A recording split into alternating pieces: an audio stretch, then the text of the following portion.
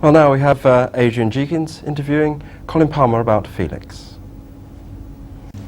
This week, Felix celebrates its 30th anniversary, and we have Colin Palmer, the current Felix editor, in the studio to talk about the history of Felix. Colin, when was the first Felix printed? 30 years ago, on December the 9th, 1949. And was it printed on the same premises as it is now, or what? No, I don't think so, because in those days the Felix office was the Union building. It was done on a Gestetner machine. 600 copies of the first edition were produced, and it was of a fairly good content quality, but of course the print quality was about the same as broadsheet or bildsheet. Do you know who the first Felix editor was? Or? I don't know at the moment, but I'm going to have it in the 30th Felix, 30th anniversary Felix. How about the first sabbatical officer? Oh, that's difficult too. I think it's way back in the beginning of the 70s. Might be Mike Williams, I could hazard a guess at that. Okay, why did they choose the name Felix? I don't know really. It must have been from the character who appeared in songs, the cat that keeps on walking.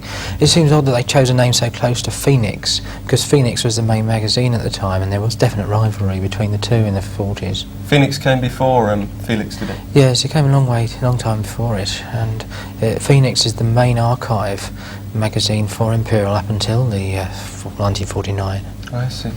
And how many different pictures of the Felix cat are there? Any idea? Oh, I'd say at least 24 cats, and some of those have come back. I've used some old cats from the 50s in my Felix.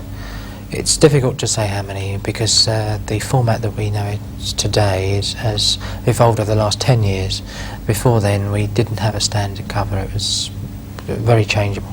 So the format of Felix has changed a lot over the 30 years? Oh, considerably. There's never been a real format for more than a year, I shouldn't think. Have you ever done anything in colour? Well, I haven't, but Clive Dewey gambled a lot of money on a colour edition in 1975-76, I think, and that contained a photographic supplement, 2 pages of colour photographs. The idea was to encourage advertisements in that edition and in future editions, and to some extent it was successful, but it did lead to a problem with the budget. It cost a lot of money, then? Of course, plates cost £500 these days.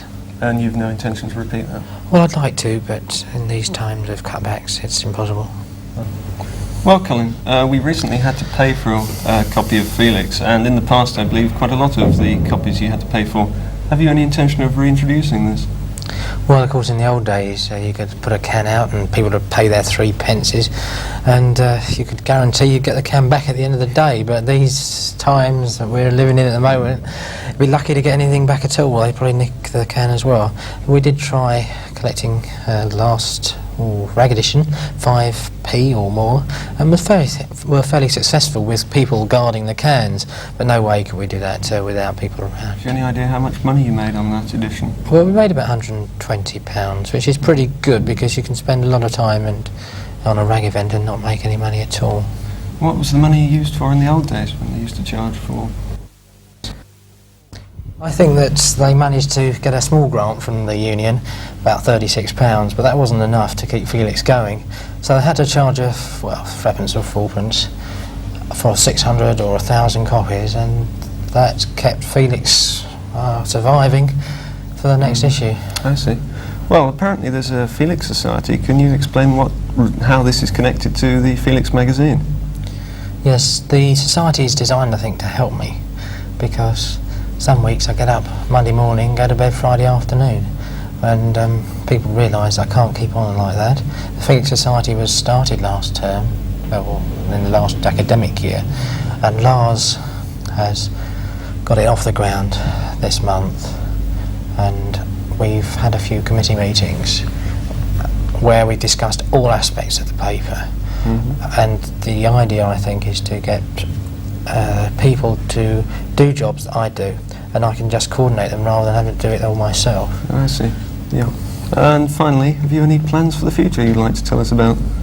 Yes, I think Felix is a weekly paper, and I don't look far beyond the next edition, which is the 30th.